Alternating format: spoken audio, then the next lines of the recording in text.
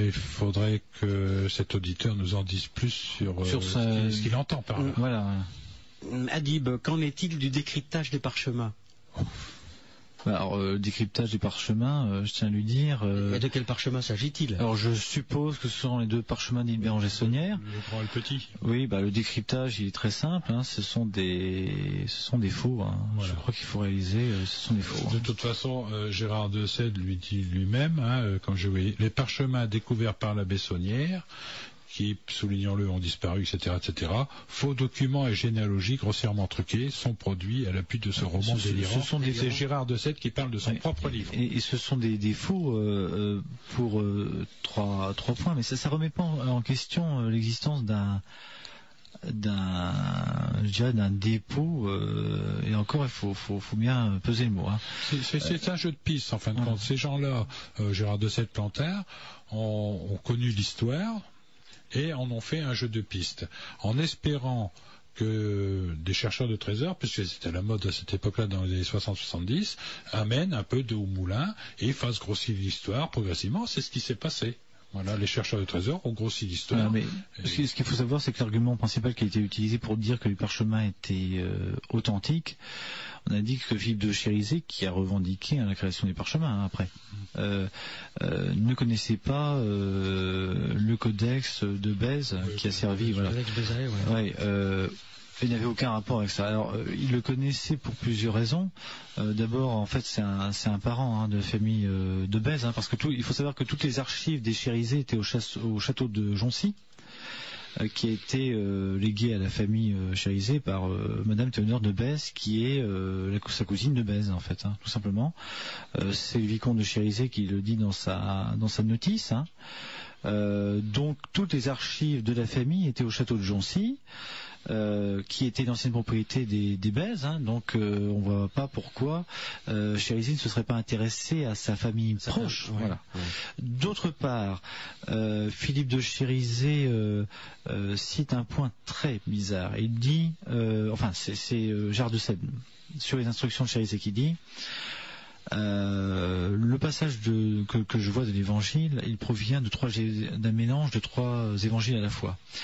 On ne peut pas dire ça à la lecture du texte si on ne s'est pas renseigné très sérieusement sur la nature du codex de Bèze. Parce que, a priori, personne ne peut dire que c'est un mélange de trois évangiles, parce que c'est pas vraiment un mélange en plus de trois évangiles. Il faut vraiment être un expert en latin et en grec et en manuscrit. Ouais. Et en manuscrit moyenâgeux. Alors, ce qu'on appelle en grands onciaux. C'est extrêmement difficile de le lire. Il faut vraiment être un expert. Et le seul manuscrit en oncial qui présente cette caractéristique. Alors c'est pas vraiment un mélange, c'est une conciliation de trois évangiles sur la base de Luc. Voilà. C'est le codex de Bèze. Parlez-nous de la confrérie de la Sanche. Alors, on va y venir justement grâce au culte des morts. Parce que pourquoi est-ce que Béranger-Saunière aurait pratiqué le culte des morts? Alors d'abord, à l'époque, ça n'a rien d'extraordinaire. C'est pas du tout extraordinaire pour l'époque. Il y a eu un mouvement justement très important qui a été parce qu'en fait la Révolution française a un peu essoufflé ce mouvement-là pendant un moment, je dirais pendant une trentaine d'années. Mais si vous remarquez bien justement à l'entrée de l'église de Rennes-le-Château, il y a deux médaillons, celui de Lellieu et celui de Léon XIII. Léon XIII est connu justement pour avoir réhabilité et restructuré les réseaux de pénitents. Surtout franciscain, il faut dire aussi qu'il était franciscain, donc ça l'intéressait particulièrement. Et Monseigneur Lellieu, qui est l'évêque en place à Carcassonne avant Monseigneur Billard, faisait partie de beaucoup, était très impliqué dans les confréries de pénitents de Montmartre, et aussi de la Sanche, d'ailleurs c'est lui qui a réautorisé la Sanche. Alors ce qu'il faut savoir donc, c'est que Béranger-Saunière s'inscrit simplement dans un contexte où au XIXe siècle, surtout en cette période-là, fin XIXe, il y a une énorme recrudescence de messes mortuaires, c'est-à-dire alors la messe mortuaire, la messe qu'on dit pour les âmes du purgatoire est un élément du culte des morts. Il faut savoir. Donc c'est-à-dire que la simple accusation qu'on a dans le procès de trafic de messe est un élément du culte des morts. Il faut savoir qu'en droit canonique, parce que le clergé s'exprime de façon alambiquée, on ne désigne jamais par rapport aux fidèles, on ne qualifie jamais les contrevenances au droit canonique clairement, voilà, parce que on veut pas mettre dans l'embarras le clergé, on ne veut pas salir l'Église. C'est ça là. Donc on classe sous une seule dénomination plusieurs cas. Sous le terme de trafic de messe se cache la simonie, qui est un élément du culte des morts, le culte des morts lui-même, la tarification du culte des morts et certaines pratiques du culte des morts qui sont vraiment dénoncées. Voilà. Par exemple, comme le trafic de reliques, qui est partie aussi du culte des morts. Voilà. Donc, lorsque l'argumentation officielle du clergé contre Béranger Saunière, c'est trafic de messe, ça équivaut à dire qu'il pratique le culte des morts. C'est ça. Le langage du clergé, c'est ça. Nous n'avons pas vraiment abordé les points de détail de ce culte des morts. Voilà. Alors, par rapport à la Sanche, il faut savoir simplement, c'est que Béranger Saunière a un lien très documenté avec la Sanche, parce que il avait recueilli un petit enfant du nom d'Abdon. Et cet enfant avait été, à mon souvenir, était né dans des conditions très difficiles. Il avait pensé qu'il allait mourir, donc il avait pris sous son aile. Et il avait été chercher de l'eau à Arles-sur-Tech, d'Abdon et Sénène, du tombeau de la Sanche, qui est sous la gare de la Sanche. Et l'enfant avait guéri. Et Béranger Saunière, donc, s'était donné après beaucoup de mal pour faire reconnaître le miracle. Il avait rempli tout un dossier canonique. Je t'interromps pour me la péter encore. Oui. Mais Arles-sur-Tech, c'est bien là où on a retrouvé un sarcophage tout à fait, où il coulait de l'eau. Qui est miraculeuse, qu'on dit miraculeuse. Oui, je pense aux travaux du... Voilà, et qui est sous la garde de la Sanche. Et alors moi je juge pas si c'est miraculeux ou pas, c'est pas du tout... moi je constate simplement que Béranger Saunière... avait une croyance, et il croyait donc en l'efficacité des rituels de la Sanche, puisque c'est le tombeau de la Sanche. Je ne sais pas pour ceux qui ont été à Arles-sur-Tech dans l'abbatiale, très très belle d'ailleurs, en partie romane, où il y a des représentations de la Sanche, c'est-à-dire on voit les frères encagoulés qui sont représentés, ils ont des cérémonies là, c'est leur domaine ainsi que Perpignan. Voilà. Donc le tombeau, on est bien d'accord là-dessus, ça appartient dans les rituels de la Sanche. Il y a d'ailleurs toute une liturgie avec le rituel de Tobie, le livre de Tobie, l'archange. Saint Jérôme n'en parle pas de ça ? Saint Jérôme. À propos du livre de Tobie. Alors, non, Saint Jérôme, il l'a inclus dans le canon, et il le dit dans sa préface, un peu contraint d'ailleurs, à regret, oui. Parce que les coutumes populaires étaient devenues trop fortes pour pouvoir expurger en fait les erreurs du canon. Et il dit, d'ailleurs il conseille je ne sais plus à qui, en disant n'ayez pas de mauvaise lecture, ne le lisez pas. C'est ça qu'il dit à l'époque. Il le dit clairement dans sa préface, ne le lisez pas, c'est vraiment parce que j'y suis obligé. Voilà. Et donc il faut savoir que Béranger Saunière a été jusqu'à remplir un dossier pour faire reconnaître devant les autorités ecclésiastiques le miracle. Donc il y a quand même un lien fort là-dessus. Il faut savoir que alors je ne sais plus si c'est son beau-frère ou son frère.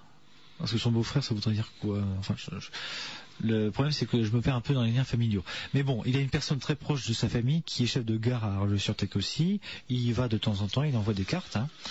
Il y a une autre chose aussi qui est très simple et qui donne un lien évident avec les pénitents. Et continue d'envoyer non pas des cartes mais des messages live. Oui, voilà. Vous faiblissez là. Voilà. Vous faiblissez. Il y a une autre chose qui est évidente, c'est qu'en fait, quand on regarde les éléments, c'est pour ça que dans mon étude, je ne me borne à constater. Je ne fais pas de suppositions hasardeuses. C'est vraiment très très carré.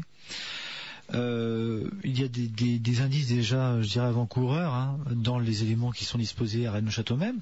Le fameux pilier visigoth dont tout le monde parle est inscrit pénitence dessus, et personne n'a jamais creusé la tête en se disant que ça pourrait faire partie, disons, du slogan d'une confrérie de pénitents. Parce qu'il faut savoir, c'est que le slogan pénitence, ça a été inventé en Italie par je ne sais plus qui. qui disait pénitence, pénitence, en italien d'ailleurs de mauvaise qualité. Et c'était à l'époque des grands mouvements de pénitents en Italie, et qui ont essaimé après en France et qui sont à l'origine de la Sanche. Voilà. C'est aussi les mots qui étaient prononcés par les lépreux, qui énonçaient leur pénitence, oui. Pas pénitence, pas simplement pénitence. Oui. Ouais, c'est très particulier. Sauf si les lépreux avaient je ne sais pas s'il y avait un mouvement qui a été qualifié d'hérétique, parce que le problème c'est ça, hein, c'est que au Moyen-Âge on mélange tout, quoi. On qualifie un hérétique de lépreux, parce que dans la Bible c'est marqué, hein, on dit c'est la lèpre de l'âme, la lèpre de l'esprit.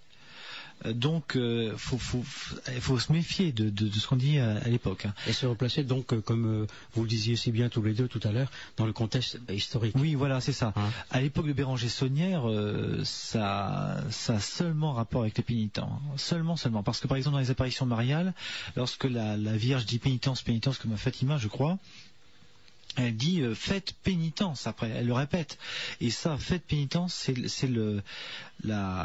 ne se fait pas en dehors du cadre d'une confrérie de pénitents. Ouais. Voilà, c'est une confrérie de pénitence, c'est le but, c'est la pénitence, c'est le nom. Voilà. Donc c'est quand même très frappant. Il y a une autre chose, c'est qu'au bas de l'hôtel avant il y avait une petite pancarte qui a été volée, comme beaucoup de choses d'ailleurs, où il était marqué donc. Alors toujours de l'église de RLC. Hein. Oui, tout à fait. Oui, on va pas pour l'instant ailleurs. Il était marqué donc Jésus, unique espoir des. Je sais plus quoi d'ailleurs. C'était oui.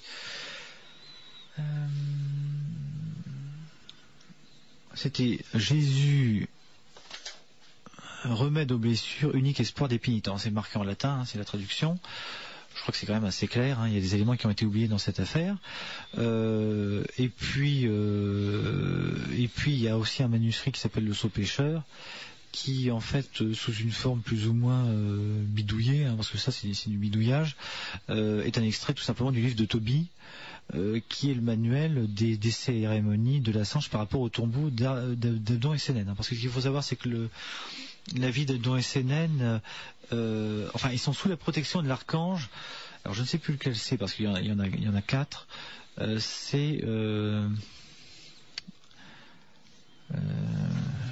C'est pas Raphaël. Gabriel. C'est pas Gabriel non plus. C'est pas Uriel. Non. C'est le dernier. Uriel a été condamné. Oui, c'était condamné et retiré. Ouais, voilà. Pour faire un mauvais jeu de mots avec tout le pinard qu'il avait retrouvé. Voilà. Hein, c'est Saint-Raphaël peut-être. Non. Oui, c'est l'archange Raphaël. Oui. J'ai dit ça tout à fait au hasard. C'est bon, c'est ça, voilà. Donc, c'est celui qui apparaît dans le livre de Tobie. Hein. Et alors surtout, il a une particularité, c'est que lui est connu pour avoir un lien direct avec Asmodée. Vous savez, le fameux diable sous le bénitier. D'ailleurs, on a aussi sur le bénitier un agencement d'anges, hein, qui font un signe qu'on pense être le signe de croix. Ce n'est pas le cas. Dans le contexte de l'époque, il est convaincu d'être je dirais pas un bon prêtre, parce qu'il a conscience de profiter aussi des gens, mais un prêtre catholique. Hein, c'est le rituel catholique qu'il utilise, hein, d'une façon abusive, hérétique par rapport au christianisme, mais même dérangeant par rapport à sa hiérarchie. Mais la conviction de ne pas être en dehors, disons, d'une sorte de tradition, hein, catholique. Hein. C'est ça. Hein. C'est pas quelqu'un qui enfreint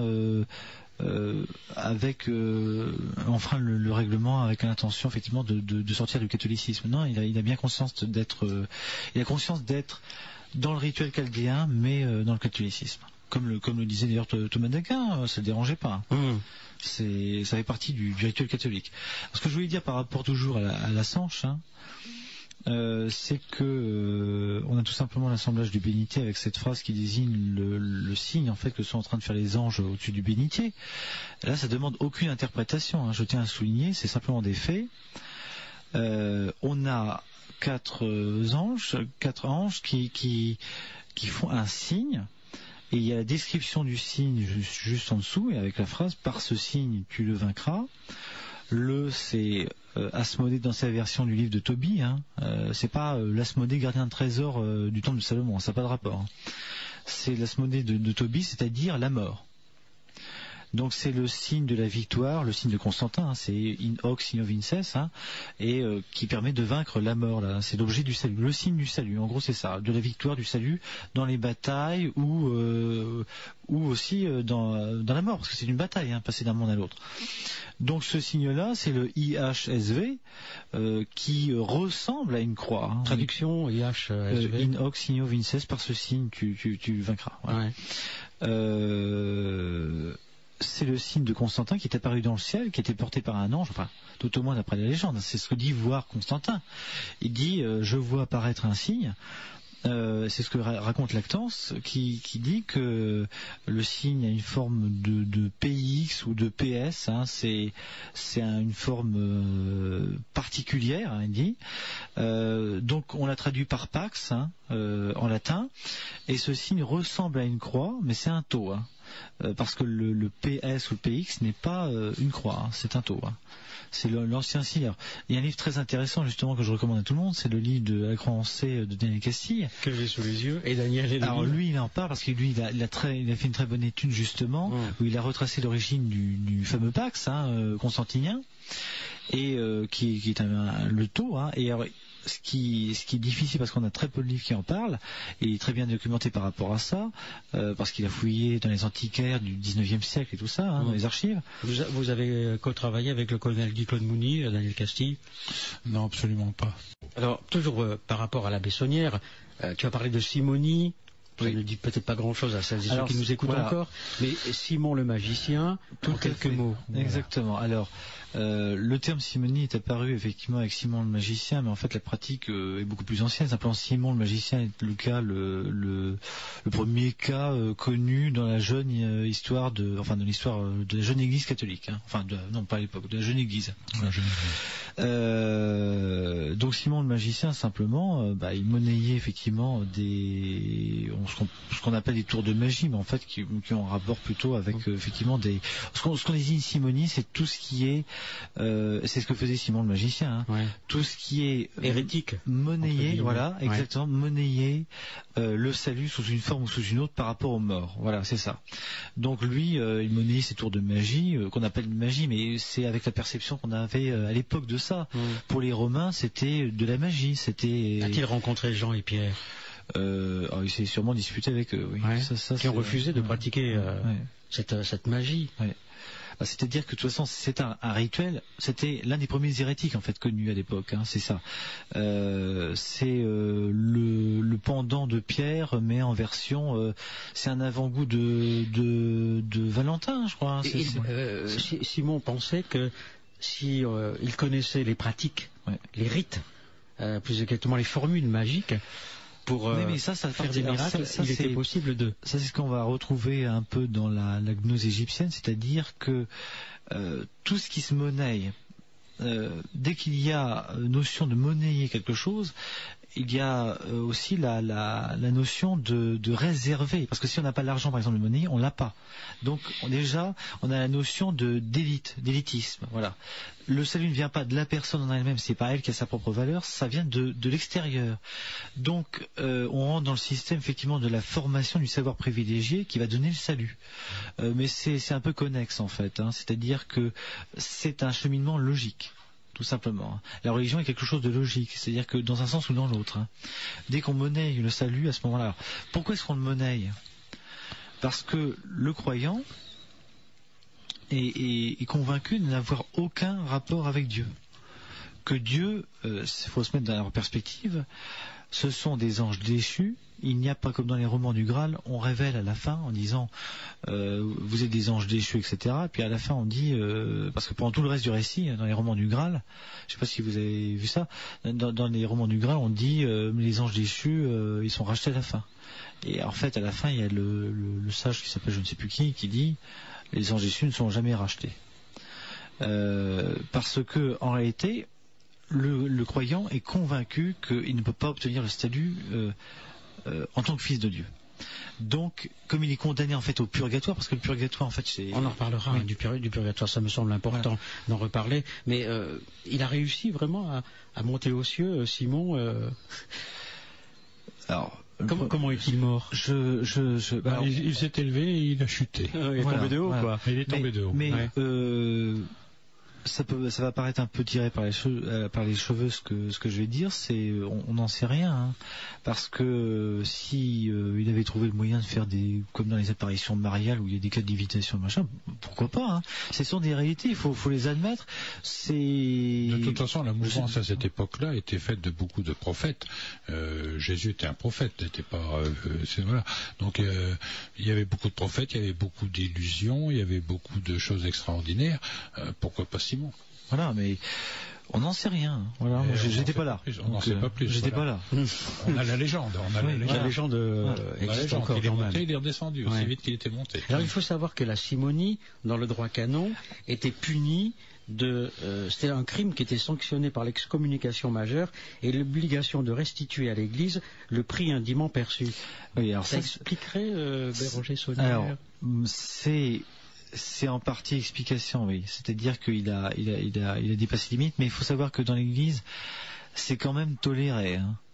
Le vrai motif en fait des problèmes qu'il a eu avec son évêque, hein, son second évêque, c'est parce que la simonie était tolérée, hein, parce que Monseigneur Billard était simoniaque, hein. Il y a une plaidoirie de l'abbé Laborde qui le traite de simoniaque ouvertement à l'époque, hein, donc ça existait dans le diocèse depuis pas mal de temps. Puis lui, il le faisait à grande échelle quand même, hein. Ce qui a causé je dirais le sentiment de malaise dans le clergé, c'est quand il a étendu ses actes de simonie, son culte des morts, à d'autres diocèses. Parce que ça, c'est pas normal. Oui, il n'avait absolument pas le droit de faire en dehors de... C'était toléré. Faire dans son diocèse, mais pas en dehors du diocèse. On le dit dans le procès, c'est toléré, hein. J'ouvre une parenthèse. Pas en dehors du diocèse. Vous le savez sûrement. Il y a tellement, à Lourdes, je parle de Lourdes, je reviens à Lourdes, et tout ça n'est pas invention, c'est bien la réalité. Oui. Il y a tellement de demandes de messe que la paroisse de Lourdes ne peut pas arriver à pratiquer toutes ces messes et qu'elle condescend, qu'elle donne à d'autres paroisses. C'est pas de la simonie, ça? C'est de la simonie, si, bien sûr. Vous confirmez quand même ce que j'avance n'est pas. Par rapport au statut de l'Église, oui, c'est de la simonie. Simplement, c'est par rapport aux années du purgatoire, comme le purgatoire est il faut être honnête, une hérésie qui a été élevée en dogme, c'est toléré, oui, bien sûr. Justement, l'importance du purgatoire, je reprends toujours, parce que c'est détonnant, hein, The Rise, hein. C'est avec l'avènement de la doctrine du purgatoire et des pénitences tarifiées qu'au Moyen-Âge, le culte des morts va retrouver une seconde jeunesse. La chasse aux reliques ouvre le bal de l'adoration des cadavres et des profanations de sépultures à caractère religieux. Vers le Xe siècle, les messes mortuaires privées naissent accompagnées de pratiques pénitentielles surtaxées.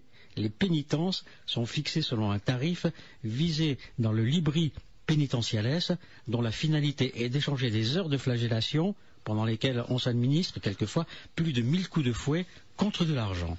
Oui, c'est le portrait de la société, par exemple dominicaine ou franciscaine, franciscaine surtout, jésuite, de toutes les confréries de pénitents, hein. Ce qui représente quand même un gros volume dans l'Église. Hein. Faut être honnête. Hein. C'est le portrait de la société à l'époque, donc c'était largement admis. Alors c'était admis. Le purgatoire, c'est une invention, donc comme tu le dis, pour qui monnayer et empêcher. Ah oui, parce qu'auparavant, on avait qu'Abraham et son linge qui recueillait. On avait l'enfer et le paradis, mais entre deux, vous aviez la représentation d'Abraham avec son linge comme ça, et les âmes qui étaient dedans. Il recueillait les âmes dans son linge. Le purgatoire, ensuite, est venu bien plus tard. Oui, à peu près, ça a été... on sentait déjà venir, mais oui. ça a été... c'est l'importation de rituels chaldéens, tout simplement. Oui. Ça a vraiment commencé à... On voit la première mention réelle du purgatoire en tant que... pratiquement comme obligation avec Bède le Vénérable. Oui. Alors ça n'était toujours pas un dogme, hein. C'était très mal accepté, il le dit d'ailleurs, c'est mal accepté par la population des chrétiens. Oui. Particulièrement, je lui disais, en fait, du côté de Bordeaux, c'était mal accepté, enfin voilà, à l'époque c'était comme ça. Puis alors, il y a aussi les Vaudois qui étaient furieux. Bon. Mais avec le Concile de Trente et la contre-réforme, hein, en réaction aux protestants, c'est devenu archi-canonique. C'est une invention qui est devenue réelle. On peut dire. C'était une coutume, et c'est comme Saint Jérôme qui dit justement, on me force à mettre un curseur. Ça veut dire, de façon un peu banale ou triviale, vous voulez au paradis, vous voulez aller au paradis. Ben allez-y, ouvrez votre porte-monnaie. Oui, c'est ça, voilà. Mais ça signifie en même temps, il faut bien comprendre le langage des ecclésiastiques. Ils font pas payer pour rien aussi dans leur tête. Mais ils font payer parce qu'ils ne pouvaient pas payer. Où est-il? Alors, il y a deux choses. En fait, ce qui se passe, c'est que en théorie, voilà, la doctrine de l'Église catholique par rapport à ça. Normalement, ils font payer moins ceux qui peuvent pas payer. Hein. Par contre, ceux qui peuvent payer pas mal, ils servent vraiment la vis. Hein. Voilà.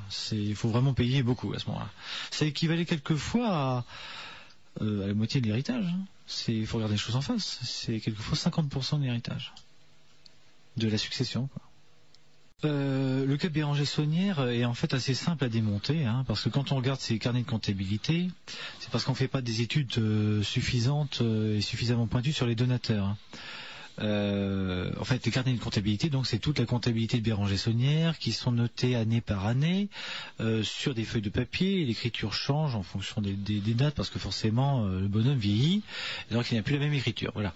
Donc il note tous ces donateurs de façon par moment plus ou moins énigmatique, c'est-à-dire que il note des provenances avec des termes généraux, mais il reste assez vague. Pourquoi ? Parce que il a toujours eu une démarche depuis le début de sa carrière de ne pas donner trop d'informations sur ses donateurs. Il y a des raisons techniques à ça. Mais alors donc, quand on fait une étude, on va prendre un cas, il y avait un couvent qui était en Angleterre, qui s'appelle The Towers, hein, donc les tours, et qui lui donnait de l'argent, des dons. C'était même l'un des principaux donateurs en dehors de la France. Donc, on a fait une enquête là-dessus, on s'est aperçu que il est rusé, le Béranger-Saunière, parce qu'en fait, il fait passer ses lettres par Londres, mais en réalité, c'est dans Sussex, hein, je crois, le couvent. Donc, ce qui fait qu'à l'époque, il faisait passer via Londres, hein, mais pas directement au couvent. Donc on a retrouvé la trace de ce couvent en Angleterre qui s'appelle le couvent des Tours. Hein. Il est d'origine française, hein, c'est une congrégation religieuse d'origine française qui a été fondée par un pénitent blanc qui était, je crois, du côté de la Savoie, voilà, pour être précis, hein, il me semble. Hein. Et donc le père fondateur est un pénitent blanc qui était très anti-révolutionnaire, profondément royaliste, ce qui correspond au portrait de Béranger-Saunière, et dont la congrégation a été chassée au moment de la Révolution française et qui s'est installée en Angleterre. Voilà. Donc, sachant que tous les pénitents, parce que ce qu'il faut savoir, c'est que sur un plan historique, c'est très très bien documenté. Hein, j'ai montré avec certaines fêtes Daniel Castille qui est témoin par rapport aux franciscains, aux Fraticelli, aux dominicains. Le culte des morts est très très bien documenté parmi les confrères de pénitents. Le fait que des donateurs donnent de l'argent à Béranger-Saunière, qu'ils soient identifiés comme des pénitents avec une certitude absolue, ils ne peuvent donner de l'argent que pour un rite mortuaire. Ce n'est pas possible autrement. Il n'y a pas d'autre probabilité. Hein. Il n'y a pas d'autres transactions reconnues en matière ecclésiastique ou congrégationnelle qui soient autre chose qu'un rite mortuaire. Voilà. Donc, on a fait ces études-là sur plusieurs types de donateurs et les résultats sont strictement toujours les mêmes. On avait par exemple un prêtre qui était en Vendée, qui lui n'était pas d'une congrégation religieuse de type pénitentiel, mais qui a eu de graves ennuis pour des captations d'héritage. Donc, on est toujours dans le même système, c'est-à-dire que le prêtre répercute en fait des dons qu'on lui fait pour avoir des rites mortuaires. Et évidemment, ceux qui donnent, ce sont des fidèles, hein, tout simplement, qui se groupent, c'est l'ordre religieux qui récolte en fait les dons des fidèles et qui retransmet la donation vers quelqu'un qui est capable de faire le rite, voilà. Et c'est très très bien documenté, hein. Il n'y a aucun problème par rapport au carnet de comptabilité, c'est parce que les gens n'étudient pas les donateurs, mais une fois qu'on arrive à en obtenir un, vous tomberez toujours sur une organisation pénitentiaire. Message live de Balwarf. Le prieuré de Sion et ses foutaises, entre parenthèses, est-il une entité créée de toutes pièces afin de faire diversion et ainsi éloigner les chercheurs du vrai mystère de l'abbé Saunière ? N'est-ce pas un peu prétentieux d'affirmer que l'affaire est bouclée ? n'y voyez aucune attaque perso. Non, j'y vois aucune attaque perso. Simplement, non, je confirme que l'affaire est bouclée. C'est parce que les résultats, la deuxième salve de résultats existe, mais pas publiée pour l'instant. Parce que simplement, on décide de la garder pour nous. Voilà. Dans un premier temps, je l'ai distribué à certains de mes collègues. Dont un certain Roger qu'on peut voir sur internet de temps en temps, mais à part ça, on le garde pour l'instant pour nous. Ce que je voulais dire par rapport au culte des morts, c'est qu'on a un élément. Là, c'est un peu raté, parce que là, tu es en train de tout dire dans cette émission. Alors, presque tout. Non. Non, je donne des preuves par rapport au culte des morts. Ouais. Mais non, il y a beaucoup à dire. Saunière n'a pas bénéficié de 6 mètres carrés à une concession à perpétuité. Alors si, justement, tout à fait. Alors, ce seront les décisions faites par le maire de... Voilà, alors, c'est très très curieux de voir ça parce que personne n'a jamais étudié ces documents-là. Ce sont des délibérations du conseil municipal où Béranger Saunière explique qu'il voudrait un carré, une concession pour les faire payer, tout simplement. Et alors le maire lui dit mais pourquoi? Parce que personne dans le village n'est capable de payer 5 francs pour une concession, ça ne sert à rien. Et alors il lui dit en gros de toute façon je vous demande pas au juste si ça sert à quelque chose, j'ai fait des travaux considérables dans l'église, vous me devez bien ça. Donc il y a une deuxième délibération du conseil municipal qui lui octroie une concession du cimetière. Donc Béranger Saunière ne cherchait pas du tout le trésor dans les tombes, puisque visiblement son but c'était de faire le nettoyage pour avoir un précaré en fait à lui tout seul, ce qui laisse supposer en même temps que il faisait enterrer des personnes de l'extérieur du village. C'est ça qui est bizarre. Parce que si les gens dans le village, comme le dit le maire, ne sont pas capables de payer une concession comme ça et que ça n'a même aucune raison d'être, il le dit bien, aucune raison d'être, on voit mal à quoi ça pourrait servir. Voilà.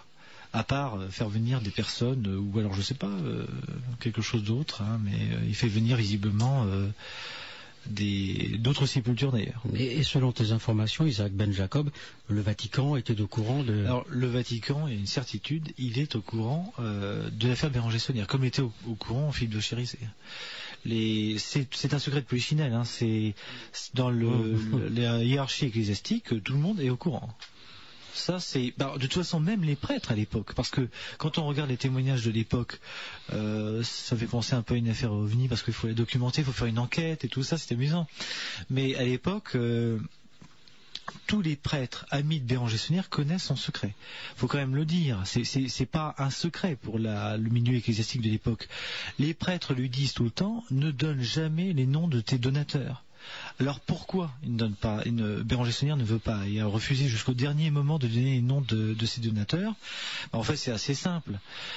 On a eu le cas dans d'autres affaires de rite mortuaire, c'est-à-dire que une fois que l'héritage est vidé, parce que forcément c'est un don, c'est une donation à cause de mort, parce que forcément on ne fait pas de rite mortuaire s'il n'y a pas de mort. Bon.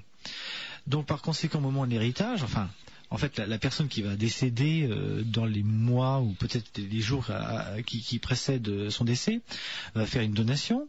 Donc les héritiers vont s'apercevoir qu'il n'y a plus rien dans les caisses, au moins qu'il manque la moitié ou un tiers ou un quart. Donc si jamais ils savent que c'est le prêtre en question qui a reçu cet argent, ils vont faire un recours et ils vont récupérer leur argent. Donc c'est pour ça que Béranger Saunière a refusé jusqu'au dernier moment de donner les noms de ses donateurs. Parce qu'il aurait eu toutes les plaintes sur lui. Daniel Castille, vous partagez le sentiment de Isaac Ben Jacob? Tout à fait d'accord. Ouais. Tout à fait d'accord. Avec peut-être un peu plus à apporter de votre part? Il n'y a pas, non, il a parfaitement expliqué le principe des dons. Il est vrai que si un don avait été découvert pour un rite mortuaire, les héritiers auraient été en droit d'attaquer Saunière. Et il faut pas oublier qu'on est tout de même à la charnière 1905 avec la séparation de l'Église et de l'État. Oui. Saunière n'avait pas bonne presse puisqu'il était en royaliste. Le maire, lui, était républicain. Oui. Donc, vous voyez ce que ça peut faire à cette époque-là. Voilà. Mais alors pourquoi autant de bruit pour rien? Alors c'est parce qu'apparemment, le château m'intéresse depuis pas mal d'années. J'en arrive à une conclusion qui n'est pas aussi éloignée de la tienne. Pourquoi avoir autant glosé? Alors il y a une raison. Il y a d'autres choses. Il y a quelque chose d'autre. D'abord, Béranger Saunière a découvert un réseau dont l'existence ne devait pas être mise à jour. C'est pour ça qu'on l'a condamné, parce que Le fait qu'il le pratique, un rite mortuaire, dans son diocèse, je le précise, n'est pas un véritable problème pour l'Église catholique à l'époque. Beaucoup de prêtres faisaient ça, ils arrondissaient leur fin de mois. D'ailleurs, Laurent Octenovo, il n'y a pas qu'on appelle Laurent Octenovo, c'est Octenovo tout ça, le disait, finalement c'est un cas qui paraît banal. Parce qu'il y a beaucoup de prêtres qui arrondissaient leur fin de mois, c'était permis, il y avait une tolérance. Le véritable problème, c'est pas tellement ça, c'est qu'il sort du diocèse, il fait des demandes largement en dehors du diocèse, très loin, même en Angleterre, à Madagascar, en Brésil. En Amérique aussi. Et ça dénote d'abord la connaissance d'un réseau très étendu, transfrontalier quand même, qui est un réseau pénitentiaire organisé. Et il a trouver le moyen de faire réagir et contacter systématiquement tout le réseau. Ça met en danger un réseau qui est d'envergure, on peut le dire, européenne. C'est la sous-structure, une sous-structure hiératique dans l'Église, qui n'est pas, dont je dirais 70% des membres sont à rechercher dans le clergé régulier et pas séculier. Parce qu'il y a une différence entre les deux. Et il a mis en danger en fait la structure. Donc c'est pour ça qu'il a été condamné. On n'a pas accepté qu'il mette en danger, qu'il révèle le réseau. Il y a une autre chose, c'est que, alors pourquoi est-ce que l'affaire Béranger-Saunière est si atypique? Parce qu'on a eu des cas de culte des morts, par exemple, avec les seigneurs de Saint-Mesmin. C'est un cas historique documenté par Voltaire. C'est-à-dire que Voltaire nous dit dans ce cas-là que les pénitents franciscains de Saint-Mesmin avaient capturé le corps de sa femme, qui lui réclamait donc beaucoup d'argent pour faire le rite. Ils ont prétexté donc qu'elle serait tout le temps enfermée dans le purgatoire s'il lui donnait pas d'argent. Ils l'ont désépulcrée, etc. Ça a fait une histoire épouvantable. Ça aurait pu être en fait de l'acabit de Béranger-Saunière, mais Béranger-Saunière c'est autre chose encore. Parce que pour faire un culte des morts, c'est ça qui est intéressant dans la religion chaldéenne, et c'est pour ça qu'il faut l'étudier pour comprendre comment ça fonctionne. Il faut un objet d'intercession. Alors, c'est un mot qui paraît compliqué et incompréhensible, mais on va le comprendre très facilement. Lorsque, par exemple, vous voyez, je sais pas, le corps du Padre Pio, ou alors des reliques d'un grand saint, c'est un objet d'intercession. C'est-à-dire qu'on va monnayer l'intercession, les prières via ces reliques, ou alors, enfin bref, donc via quelque chose. Donc c'est-à-dire que Béranger-Saunière avait découvert, parce que ça c'est bien documenté aussi, il a découvert quelque chose dans une crypte qui était sous l'église. On a pratiquement l'emplacement des ouvertures à l'heure actuelle, grâce aux travaux de l'architecte qui s'appelle Paul Saucé. Oui, voilà. Il y a eu des témoignages de personnes qui étaient présentes qui se dépêchaient de chasser. Tout à fait. Parce qu'il y avait des trucs brillants qui ressemblaient à des pièces d'or. Il y avait sûrement quelques pièces, mais alors je tiens à dire une chose, Béranger-Saunière n'a jamais tiré d'argent de son trésor directement. Il n'a pas été puisé dans la caisse du trésor, c'est pas ça. Béranger-Saunière tirait de l'argent de ce qu'il a trouvé, qu'on peut appeler un trésor, comme un trésor religieux, parce que c'est aussi le deuxième sens du mot trésor. Un trésor, par exemple, une très belle chasse en or ou en argent, on appelle ça un trésor dans une église. Donc Béranger-Saunière a monnayé l'intercession de ce qu'il a trouvé. Voilà. Message de Balwarf. L'abbé Saunière n'a donc rien trouvé dans son église, ne détient aucun secret lié à des documents anciens et ne s'adonnait qu'à un simple trafic de rites mortuaires.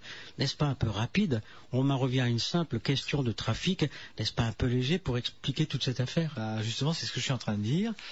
Il avait découvert quelque chose pour le faire. Parce que maintenant, on ne peut pas écarter tout à fait l'hypothèse d'un trésor découvert par lui, mais bon, c'est peut-être un trésor révolutionnaire. Quelques pièces qui ont été trouvées. Quelques pièces. On sait qu'il a fait don de. On dit une bourse. Il a fait don de colliers ou de ciboires. Il a fait don de choses comme ça à ses paroissiens. Ça ne devait pas être un trésor faramineux tel qu'on le laisse entendre parfois. Alors il y a aussi. C'était peut-être un trésor que Boudet avait caché. Il est peut-être important de parler du rôle de Madame Denarnaud. Alors, on a tout prêté. Elle savait, elle était au courant ou pas? Alors oui, elle était sûrement, absolument sûre, elle était au courant. Parce que de toute façon, elle n'a rien dit jusqu'à la fin de ses jours, donc ça veut dire qu'elle est au courant. Mais elle disait que au paroissien, elle disait sous vos pieds, vous avez de quoi vivre pendant 100 ans. En gros, c'est ça. Hein. Vous avez un trésor qui vous permettrait de vivre au moins pendant 100 ans, qu'elle disait aux villageois. Faut noyer le poisson, là aussi. C'est-à-dire que je vais vous dire pourquoi. Mais il avait quand même vachement de complices. Alors, Béranger Saunière, en fait, c'est vraiment un secret de Polichinelle, c'est-à-dire que tous les prêtres qu'il connaît, même Olive. Alors, l'abbé Olive, c'est celui. Je vois, oui, d'accord. L'abbé Olive, non, je pense pas qu'il ait été complice, hein, lui. C'est celui qui a eu quelques ennuis avec Monseigneur Billard, ce qui prouve bien effectivement d'ailleurs qu'il y avait des actes de simonie dans le diocèse, hein, parce que Monseigneur Billard, enfin, il est arrivé la même chose un peu qu'à Béranger Saunière. Il a capté un héritage tellement gros que les héritiers ont compris que c'était lui et ils l'ont attaqué en justice à l'époque. Et d'ailleurs, il a été disgracié peu de temps après à cause de cette affaire. Donc ça existait dans le diocèse. Hein. Mais alors, comme je disais, Béranger Saunière, il a découvert quelque chose, mais il n'a pas puisé dans la caisse. Et ce n'était pas une caisse d'ailleurs. Est-ce indiscret de demander ce qu'il a découvert? Alors, tant qu'à faire. Alors, tu es trop avancé là maintenant pour ne pas révéler ce que tu as découvert, Isaac Ben Jacob. Justement, par contre, je peux donner des précisions autour. Hein. C'est-à-dire que c'est un objet qui a des incidences politiques considérables, encore à l'époque de Béranger Saunière, peut-être encore maintenant. Des incidences politiques? Oui. C'est un objet qui est à la fois religieux et politique, voilà. Donc il y a un rôle d'intercession hein, quand on l'utilise. Maintenant... Un objet qui aurait quelle forme? De la taille, je dirais qu'il est grand comme ça. Voilà. Un calice, un ciboire? Ça, justement, ça restera dans le secret. C'est ça qui. Alors, donc, c'est en lui-même. Est-ce que ça a beaucoup de valeur? Oui, ça a la valeur, mais c'est pas détachable. On peut pas le séparer en petits morceaux. Voilà. Le Vatican serait où? On ne peut pas le vendre dans l'encan. Oui, voilà. Non, mais bon, c'est pas le Graal quand même. C'est pas le calice du Graal. Non, c'est pas le genre. Non, on va pas sombrer dans le merveilleux. C'est quelque chose de beaucoup plus pratique, matériel, pratique et qui a été entrevu par d'autres chercheurs dans leurs enquêtes. Donc c'est grand comme ça, haut comme ça. Peut-être un peu plus haut, mais y aurait-il à l'intérieur incrusté des diamants, des pierres précieuses? Il y a des gemmes. Je brûle, hein. Il y a des gemmes. Alors, il y a des gemmes, mais les gemmes inattendues. Mais les gemmes ont pu être ajoutées. Oui, voilà. On sait que la masse est en or. C'est ce que tout le monde dit maintenant. C'est ce que tout le monde dit maintenant. Voilà. Et donc il a des gemmes. C'est un objet qui a un prix historique immense. Qui viendrait d'où? Il est venu... Une donation on peut le dire, il est venu de Limoux. De Limoux, donc, là où il y a la blanquette. Oui, voilà. Mais avant, il n'était pas Limoux. Voilà. Pas secret de la fabrication de la blanquette, non? Non, je crois qu'il aurait été content aussi de trouver ça. Est-ce que l'on peut boire de la blanquette dans ces... Non. On peut pas recueillir un liquide dedans, a priori. Il est accompagné d'une trentaine de ciboires. Je crois que c'est ça. À peu près d'une trentaine de ciboires. Qui ne sont pas monnayables non plus. Hein. C'est un trésor. C'est un trésor à caractère religieux. Tu vas te faire des ennemis dans le monde de J'en ai suffisamment. Ouais, un peu plus, un peu moins. Voilà.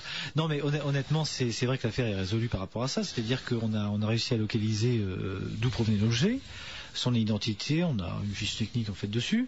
Maintenant, où est-ce qu'il est passé? Parce qu'il faut quand même le dire une chose. Ah oui, parce que où est-il? Parce que les fiches, c'est bien, mais on peut truquer n'importe quel. C'est-à-dire que Béranger Saunière l'a fait. Expertiser. Ça, sans aucun doute. Hein. Mais l'objet à Paris, alors, à Lyon, à Bordeaux. Le problème, c'est qu'on ne sait pas ce qu'il en a fait. C'est ça le problème. C'est que il a utilisé, et visiblement comme il y avait un groupe autour de lui, parce qu'il n'était pas tout seul, un groupe l'a pris. Voilà. Il y aurait des documents à l'intérieur de cet objet? À côté, je pense. À côté? Et je vais vous donner un élément très probant. S'il te plaît, oui. Par rapport au culte des morts. Vous voyez, ça m'énerve. C'est Léopold, par exemple. La famille de Léopold. On dit que Béranger Saunière a découvert des documents dans le pilier, le maître-autel. Ces documents-là. Oui. Non, je souris parce que je vois que Baldorf brûle un peu plus que moi. Quel objet? Vous parlez de la menorah? Non, c'est pas un objet. Ça. Ce serait trop ordinaire. Oui, voilà. C'est très original. Ça, on peut pas faire plus original. C'est inattendu, hein, je tiens à le dire, c'est-à-dire que ça n'a aucun rapport avec les hypothèses qui ont été émises jusqu'à présent dans l'affaire de Rennes-le-Château. Alors c'est haut comme ça, est-ce que ça a un certain volume? On peut boire dedans, c'est pas une arche, c'est pas l'arche d'alliance. Ce n'est pas l'arche d'alliance. C'est pas l'arche d'alliance. Ah non, c'est pas l'arche d'alliance. Non mais j'essaie vraiment d'épuiser. Hein. Ce n'est pas comme j'avais demandé une fois à un chercheur amérite si c'était la soucoupe volante de Jésus-Christ. Non, c'est un objet qui est bien documenté, qui est inattendu, c'est surtout ça. Ce ne sont pas les tables de la loi de Moïse? Non, ça pas. Parce que tu dis politique et religieux en même temps. Par rapport à l'Europe. Par rapport à l'Europe. Voilà, mais c'est pas dans un contexte hébraïque. C'est pas dans un contexte hébraïque. Est-il question d'un roi de France? Oui, justement. Qui serait mort au siège de Tunis? Non. Pensez à Saint-Louis. Non, ce sont nos bons mérovingiens, je crois. Ce sont nos bons mérovingiens. Un roi de France qui aurait eu un rapport avec quelqu'un d'une autre religion. C'est ça justement qui a créé l'affaire mérovingienne. Ouais. Et c'est ce qui a fait que Plantard, Cherizet et tout le monde on n'a pas beaucoup parlé de Plantard, se sont précipités à Stenay. Voilà. Parce qu'à Stenay, il existait un prêtre qui détenait une certaine vérité et le Kronprinz l'avait fait mourir au soleil pour essayer d'avoir aussi le secret. Donc ce n'est pas la menorah, ce n'est pas l'arche d'alliance. Non, ce n'est pas la soucoupe volante de Jésus-Christ, je le répète. Ouais. Autre message de Baldorf, vous parlez des ordres de pénitents noirs, mais les pénitents noirs de Villefranche de Rouergue, par exemple, étaient à l'époque de Saunière très proches de leur dissolution.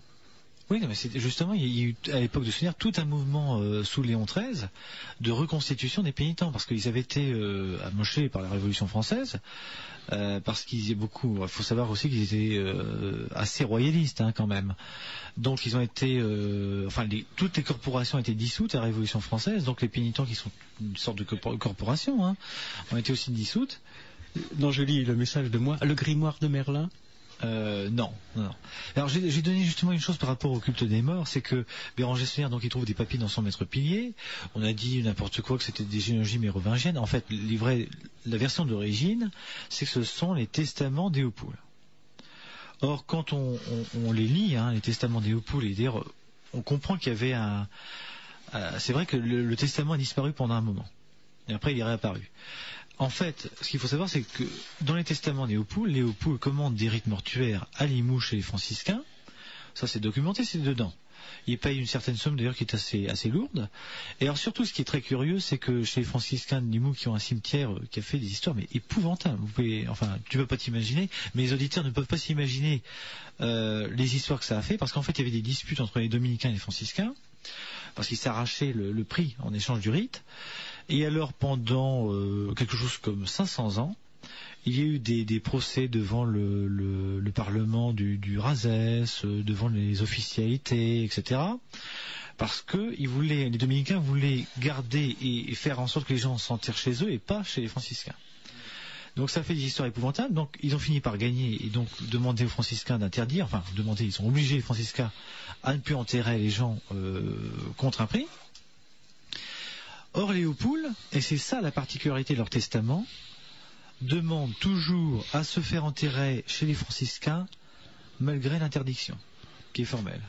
Et pour ce faire, ils deviennent franciscains à leur mort, malgré l'interdiction. C'est ça qui est extraordinaire, ils passent outre les jugements. Et ça, c'est pas normal.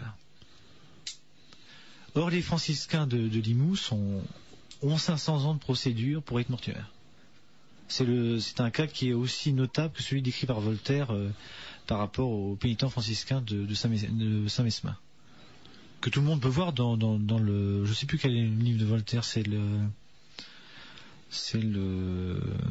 Je sais plus. Enfin bref. Est-ce que cela veut dire, en dehors de cet objet, bon, là les internautes s'amusent beaucoup, est-ce un glaive, un sceptre royal? C'est Orion qui envoie ce message. Si, je ne sais pas l'auditeur, mais Orion, je pense que l'auditeur a dû lire Michel Vallée. C'est-à-dire que c'est quelque chose. Il serait intéressant qu'il nous confirme s'il a bien lu Michel Vallée. La question suivante. C'est pas la lance qui a servi à percer le flanc du Christ? Non. D'accord. Non, mais je pose la question. Hein. Orion nous met en garde. Attention à l'Opus Dei, les amis. Oui. Hein, qu'est-ce qu'on risque? Oui, on risque rien. En sortant du studio tout à l'heure. Absolument. Non. L'Opus Dei n'est pas si méchant qu'on veut le dire. Nous ne risquons vraiment rien. Il y a d'autres messages. Ah oui, mais pourtant, c'est Balloir qui continue. Je puis vous dire, connaissant Franck, qu'il connaît bien cette histoire de Rennes-le-Château du Codex Bézaé. D'ailleurs, j'espère que bientôt il va mettre en film le Codex Bézaé. Mais pourtant, on ne sait pas ce qu'est devenu Sigisbert IV. Les mérovingiens n'auraient donc pas fait source dans le Razès. Alors pourquoi trouver ou retrouver un objet mérovingien si loin de Stenay? Alors justement, c'est une bonne question. Hein. Oui, tout à fait. C'est très judicieux. Alors effectivement, c'est incongru, il n'y a pas de doute. C'est parce qu'il y a un lien qui est inapparent, a priori, entre Stenay, le Vexin, donc Gisors, et Rennes-le-Château, ce qui explique les trifouillages de Pierre Plantard. Voilà, c'est surtout le trifouillage de Plantard. Mais il est vrai, c'était comment il avait formulé sa question Laquelle? Parce qu'il y en a beaucoup. Est-ce un glaive ou un sceptre royal? Mais pourtant, on ne sait pas ce qu'est devenu Sigisbert. Sigisbert IV n'a jamais existé. Sigisbert IV, on a une généalogie, mais qui peut être que visigothique. C'est tout. Et ça, c'est prouvé sur le terrain. On a une généalogie très réduite visigothique. Mais Sigisbert IV n'a jamais été le fils de Dagobert II. Puisque ça participe de la légende plantardienne. Pardonnez-moi, mais il me fait sourire, c'est moi. La bourse de Judas, ce qui expliquerait la petitesse du trésor, les 30 deniers y étaient? Oui, on pourrait dire ça comme ça. Oui. Ouais. On pourrait dire ça comme ça, puisque Sonia était un Judas, en fin de compte. Oui. Mais non, ce n'est pas la bourse. Mais ce n'est pas la bourse d'or. Ça pas un rapport... Mais nom de Dieu, vous allez le cracher, ce secret tous les deux ou pas? On garde pour nous pour l'instant. Oui. Parce qu'on l'expertise. Alors écoutez, faites-moi bénéficier d'un scoop.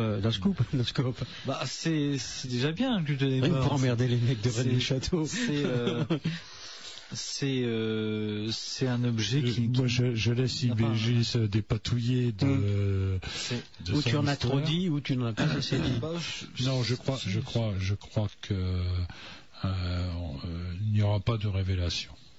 Je crois qu'il n'y aura pas de révélation. Je ne suis pas partisan de révélation ou d'annonce de révélation tant que ce n'est pas concrétisé. Je le reproche assez à beaucoup de gens de dire oui, l'année prochaine je vais révéler ceci, l'année prochaine je vais révéler cela. Non, il n'y a pas de révélation, ce n'est pas concrétisé. C'est affiné mais pas concrétisé. Par contre, donc, il y a une raison qui a suscité effectivement l'engouement autour, dans un premier temps, autour de Béranger Saunière. Voilà. C'est une raison. En plus du culte des morts. Oublions les pistes de l'objet, mais qui était en péril? L'Église catholique? C'est le réseau qui s'intéresse à ce qui a été trouvé à Rennes-le-Château. Il a été contacté pour monnayer l'intercession qu'ils en espéraient. Donc le réseau, ça pouvait servir. Il faut bien se remettre dans le contexte de l'époque. On était en conflit avec les empires centraux. Oui. Mettre à jour un réseau comme ça, c'est très dangereux. On était dans un contexte de guerre. Faut pas oublier l'époque de Béranger Saunière. On lui a même reproché d'être un espion à la solde des empires centraux. Il y avait des ambitions monarchiques en Espagne pour la France. On oublie quand même que le roi d'Espagne a dû s'exiler quelques années plus tard. Donc on a affaire à une période très troublée. Contacter un réseau et remettre à jour une affaire qui a commencé à tomber dans l'oubli, c'était des motifs, oui. Et surtout sans compter les disputes qu'il y a dû y avoir pour s'approprier l'objet. C'est ça en fait. Ils ont dû se disputer. Voilà. Donc le pauvre Béranger, il a fait les frais de cette affaire. Et question de Robert. Premier message live qui vous demande. Alors attendez, ça a encore bougé. À quand la révélation? Non, il n'y a pas de révélation, j'ai dit. Il n'y a pas de révélation, il n'y a pas d'annonce de révélation. Oui. La recherche n'est pas terminée. Il y a toujours une recherche, donc elle n'est pas terminée. Il n'y a donc pas de révélation. C'est une recherche qui continue. Mais vous pensez pouvoir apporter une réponse alors plutôt que de révélation? Il n'y a pas à apporter. Non, mais pas maintenant, mais dans 6 jours ou 15 jours ou 3 mois. C'est ce que je reproche justement aux chercheurs un petit peu hâtifs de dire je pense à un certain chercheur qui de toute façon, en Rennes-le-Château, c'est pas dur. On a un chercheur qui nous annonce tous les 2 ans qu'il a trouvé que la révélation est imminente. Voire tous les 6 mois. Voire tous les 6 mois, et la révélation est imminente. Donc on ne fait pas d'effet d'annonce tant qu'on n'a pas du concret sous la main. Donc il n'y a pas d'effet d'annonce, il y a une recherche qui est en cours. Par contre, la révélation, les auditeurs l'auront quand même dans The Rise, parce que dans The Rise, pratiquement tout est dit, il manque la cerise sur le gâteau. Voilà.